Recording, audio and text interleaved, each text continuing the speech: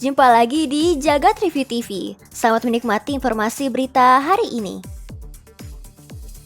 Awas, di Spotify ada playlist dan podcast palsu yang berisi link scam. Platform musik dan podcast terbesar di dunia, Spotify, kini menjadi sasaran empuk bagi para pelaku kejahatan cyber. Modusnya yaitu dengan membuat playlist dengan judul yang menyesatkan dan sangat memancing penasaran pengguna. Misalnya seperti Sony Vegas Pro 13 Crack yang disertai tautan menuju situs berbahaya atau penipuan. Tak hanya itu, dalam melancarkan aksinya tersebut, mereka juga memanfaatkan podcast spam yang berisi pesan suara hasil generate AI. Tidak berhenti di situ, pelaku kejahatan turut memanfaatkan layanan pihak ketiga seperti First Story yang merupakan platform hosting podcast untuk menyebarkan konten palsu. Dengan menggunakan layanan ini, podcast penipuan secara otomatis dibagikan ke Spotify dan platform streaming lainnya, sehingga ini mempermudah penyebaran spam akibat minimnya pengawasan dalam proses publikasi. Carol Paciorek, seorang pengamat keamanan cyber, menjadi salah satu yang pertama menyadari masalah ini. Ia membagikan temuannya di platform media sosial X, termasuk contoh playlist yang terdampak. Menanggapi laporan ini, Spotify telah menghapus sejumlah konten bermasalah. Namun hingga kini, perusahaan belum mengumumkan langkah jangka panjang atau menangkal ancaman serupa di masa mendatang. Jadi tetap waspada dan jangan klik link sembarangan ya. Rocket Glasses diluncurkan, kacamata pintar kombinasi AR dan AI. Ini merupakan sebuah kacamata pintar yang dikembangkan bersama dengan Bolon, sebuah merek kacamata ternama. Kacamata ini memadukan teknologi augmented reality dan AI. Kacamata pintar ini hadir dengan fitur menarik seperti pengenalan objek, penerjemahan teks, hingga estimasi kalori makanan. Yang menarik lagi, Rocket menjalin kemitraan dengan Garmin untuk menghadirkan pengalaman bersepeda yang lebih interaktif, seperti menampilkan arah dan data kesehatan seperti detak jantung langsung di layar kacamata. Rocket Glasses sendiri dilengkapi kamera 12 megapiksel, speaker internal, serta menggunakan Snapdragon Qualcomm AR1, chip khusus perangkat AR dari Qualcomm. Layarnya pakai panel GBD MicroLED 0,13 inci, didukung RAM 2GB dan penyimpanan internal 32GB. Baterai kacamata ini mampu bertahan hingga 4 jam. Rocket Glasses juga mendukung penggunaan lensa khusus bagi pengguna dengan miopia atau astigmatisme. Akan tersedia di pasar Tiongkok mulai April hingga Juni tahun depan dengan harga 2.499 yuan. Meski perusahaan telah mengisyaratkan peluncuran internasional, tapi jadwal pastinya masih belum diumumkan ya. Jadi kita tungguin aja kehadirannya. Microsoft uji coba Edge Game Assist untuk Windows 11. Fitur in-game browser menjadi bagian dari fungsi game bar yang akan memudahkan gamer mencari tutorial tanpa harus meninggalkan game, bakal memunculkan overlay untuk informasi dan tips secara otomatis dengan adanya fitur Game Aware. Beberapa judul game yang dimaksud diantaranya adalah Baldur's Gate 3, Diablo 4, dan Hellblade 2 Senua's Saga. Saat ini, selain dari ketiga game di atas, pengguna masih harus mencari tutorial dengan browsing secara manual. Edge Game Assist terhubung dengan data pengguna pada browser Microsoft Edge jika login memakai akun yang sama. Sama seperti fitur pada game bar lainnya, kalian bisa menyematkan Edge Game Assist tersebut. Jadi kalian tidak perlu buka tutup game untuk mencari tutorial atau berpindah antar layar jika kalian menggunakan setup 2 monitor. Menariknya, memutar video tutorial juga bakal ditampilkan dalam bentuk picture in picture. Uji coba Edge Game Assist ini sendiri dapat dijumpai pada Microsoft Edge Beta versi 1.32 dan baru tersedia dalam bahasa Inggris. Saat ini, fitur tersebut baru mendukung input mouse dan keyboard. Akan tetapi, Microsoft juga berencana untuk menambahkan dukungan untuk input PC gaming handheld atau gamepad di masa mendatang. Redmi umumkan logo baru mau sasar kelas atas. Redmi, sub-brand Xiaomi untuk smartphone terjangkau, memperkenalkan logo baru yang akan diiringi dengan perubahan strategi mereka. Logo mereka kini tampil dengan semua huruf kapital Redmi dan punya warna merah sebagai simbol ambisi mereka yang lebih berani di masa mendatang untuk menyasar pasar smartphone di kelas harga yang lebih tinggi. Xiaomi Mobile Phone President Lu Weibing mengatakan bahwa perubahan logo ini sementara tetap mempertahankan identitas mereka yang berpacu pada value produk.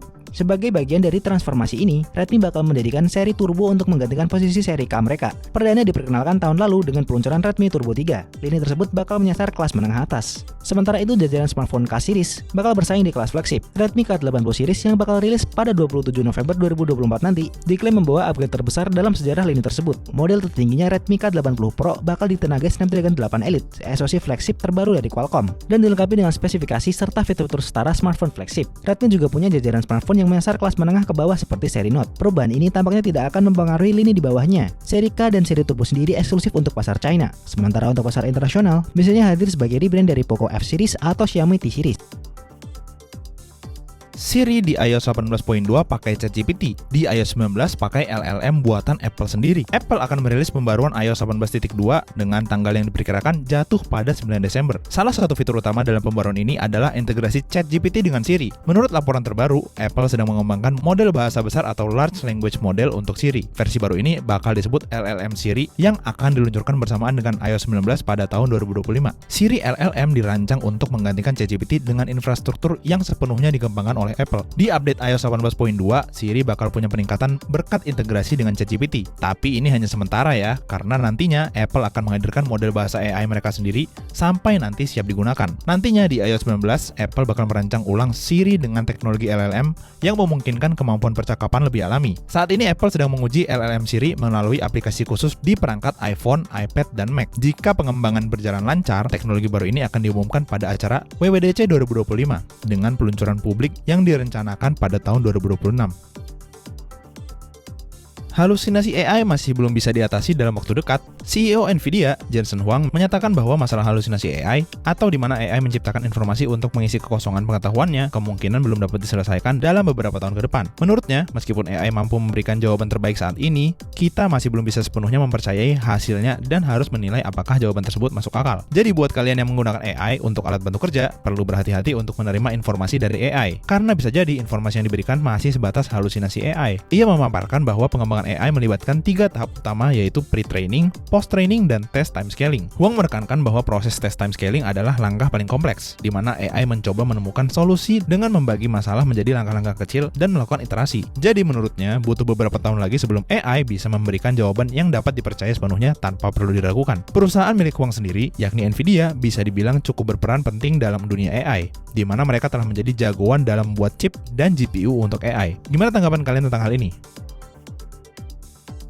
Spotify rilis platform baru untuk penulis dan penerbit audiobook. Penerbit dan penulis yang menggunakan Spotify akan diundang untuk mengikuti Spotify for Authors di semua negara tempat audiobook di Spotify tersedia. Penulis dapat diundang oleh penerbit melalui situs resmi platform ini di authors.spotify.com. Tapi apa sih Spotify for Authors? Ini sebuah platform baru yang dirancang Spotify agar membantu penulis dan penerbit audiobook di Spotify untuk memperluas jangkauan mereka. Melalui fitur ini, penulis dan penerbit dapat mengelola karya mereka dengan lebih mudah sekaligus lebih mendalam memahami audiens. Platform ini menyediakan berbagai tools untuk mendukung penulis dan penerbit. Fitur utamanya mencakup data demografi terperinci, seperti usia dan jenis kelamin pendengar, lalu kode penukaran untuk membagikan karya bebas royalti kepada reviewer, penggemar setia, dan kolaborator jika penerbit mengizinkan. Fitur lainnya yaitu promo cards, yang memungkinkan penulis membuat materi promosi untuk media sosial dengan sekali klik. Penulis juga akan segera bisa menikmati akses awal ke author profile, halaman khusus di Spotify yang memudahkan penggemar menemukan informasi lebih banyak tentang mereka. Spotify menyebut platform ini berdasarkan masukan langsung dari penulis dan penerbit. Kalian udah ada yang nyoba?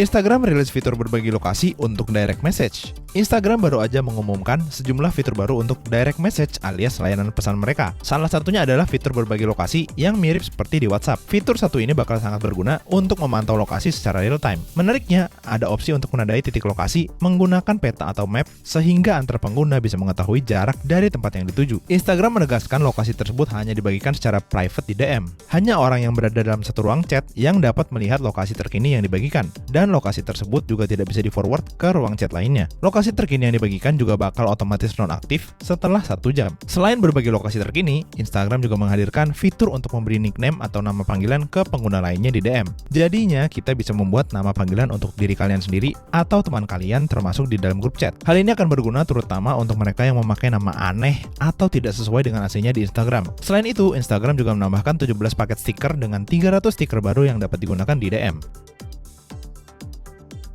Jadi, gimana menurut kamu berita hari ini? Ingin selalu up to date dengan informasi teknologi terkini? Jangan lupa subscribe dan follow Jagat Review ya. Sampai jumpa di informasi menarik selanjutnya.